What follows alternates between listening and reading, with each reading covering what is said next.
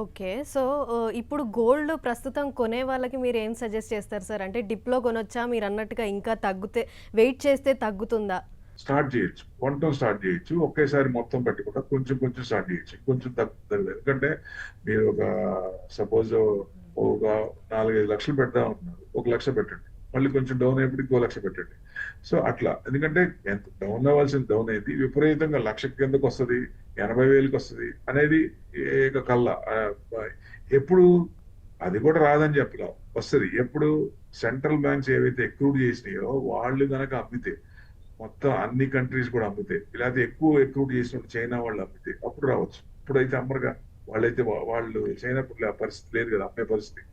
So ఎవరికైతే problem వస్తుందో వాళ్ళు అమ్ముకుంటారు. ప్రజెంట్ ప్రాబ్లం ఉందా అంటే యుక్రెయిన్ వారు మెయింటైన్ చేయాలి కాబట్టి రష్యా వేరే కంట్రీస్ వాళ్ళ అవసరాన్ని బట్టి అమ్ముతున్నారు. ఇప్పుడు అందరికీ ఒకేసారి ప్రాబ్లం కాదు కాబట్టి అంత అంత ఇది లేదు. డౌన్ అంటే స్లైడ్ డౌన్, ఇక్కడ నుంచి కొంచెం డౌన్ అయ్యి అక్కడి నుంచి తీసుకొని కన్సల్టేషన్ తీసుకొని లాస్ట్ ఇయర్ వచ్చిన 70% ఈ సంవత్సరం రాకపోవచ్చు.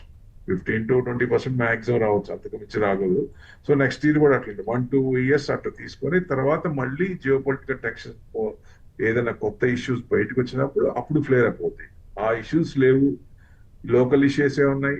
సో డెఫినెట్ గా మన మోడీ గారు చెప్పినట్టు ఆగమన్నారు, బ్రహ్మాండంగా ఆగారు. 30-40% కూడా దాదాపు గోల్డ్ కూడా పైనుంచి పడింది. సో సో డెఫినెట్ గా కొంచెం ఇదే కదా. సో యెస్ ఆయన సార్. చెప్పిన తర్వాత కొంత పర్సెంటేజ్ తగ్గింది.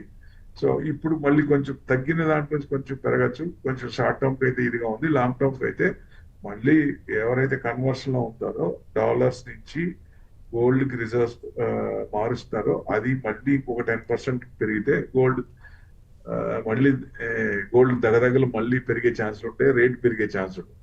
ఓకే. సో ప్రస్తుతానికైతే రెండు మెటల్స్ జంట కౌలు రెండు కూడా తగ్గుతున్నాయి అనుకోవచ్చు. హ్మ్. ఇది yellow brother and white brother.